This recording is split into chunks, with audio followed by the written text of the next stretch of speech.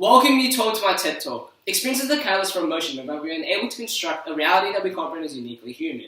Our individual and collective experiences inherently allow us to comprehend the very nature of ourselves and the way in which we are products of the environment which surrounds us. In fact, the emotions we feel define our humanity, is what makes the individual unique and separate to the collective. These are the idea that George Orwell and Woody Allen investigate how our emotional reactions to experiences give our lives value. Orwell's 1984 was intended to attack totalitarian regimes and the control the party seeks over their citizens, or which define the collective human experience. Orwell delves into a deeper exploration of the human experience through the devices of imagery, paradoxes, and allegory, using a tripartite novel that builds the character arc of his protagonist, Winston. These three parts form a sequence over which Winston's emotions are effectively inverted as he transitions from rebelling against Big Brother to one who loves Big Brother. Through Winston, we witness as society becomes void of emotion as the internal intricacies of human nature develop into an article that is regarded as abnormal. Through manipulation, propaganda, torture, and constant repetition of party success, Orwell breaks down these regimes to expose and challenge the ideas of the individual and collective experiences. Ideas such as face crime and thought crime played a role in suppressing the people. Our emotions are shown through our body language and facial expressions, and in the microcosm of 1984, the exhibition of any expression that may be interpreted as a disapproving of the ruling regime is a crime. Imagine if every facial expression that we inhibited on our face was being watched, and after one line out of place, you were imprisoned. This subverts the natural human urge to display emotion, whereby it is almost impossible to have full control of one's natural reaction. Regardless, they seek to restrict a fundamental component of our being. Thought crime is the criminal act of holding unspoken thoughts and doubts that oppose the party. To control thoughts is to control feelings, and thus diminishes what makes us unique and human. Consequently, one lacks of freedom in regard to expressing emotional thought and feeling a particular way, function to inhibit the human experience.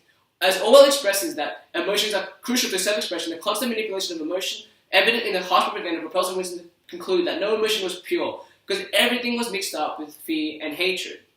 Orwell uses this to shift the character arc of Winston in part 2 to the point where he's realized that Big Brother has full control of emotion, and that no emotion is truly human anymore.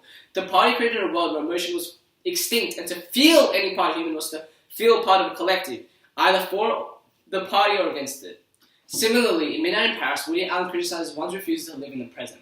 Allen condemns the diminishing idea of the individual experience and thus exemplifies the importance of acknowledging the present as one's true self. This perception is exemplified through his protagonist, Gil. Allen continues to apply his knowledge on the experiences that make us human with vicarious camera techniques, non-diegetic and diegetic music, and sound. They say, oysters down in Oyster Bay. Midnight in Paris is structured in a way that it alters between the Paris of the past and the present. As Gil discusses the love for the city, there is a bridge between him and the audience, transmitting shared emotion and connection. However, when Inez, Gil's fiancée, joins the conversation, there is a disconnection between the characters' individual perspectives. This is demonstrated as Gil says how drop-dead gorgeous Paris is in the rain, whilst Inez argues against Gil's point.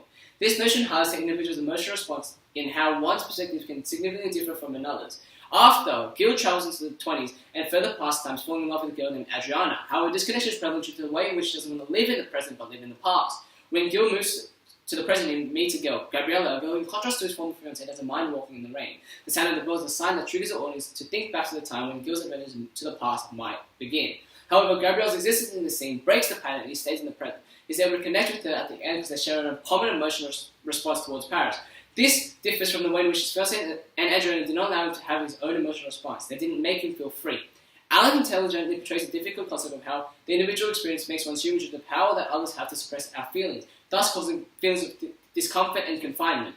Furthermore, Allen dwells into the concept of how, as a collective, humans are capable of having the same perspective. In retrospect, all individuals produce a distinct emotional response that makes us fundamentally human. Consequently, George Orwell's 1984 and Woody Allen's Midnight in Paris allows us to examine how emotional responses are what makes experiences human.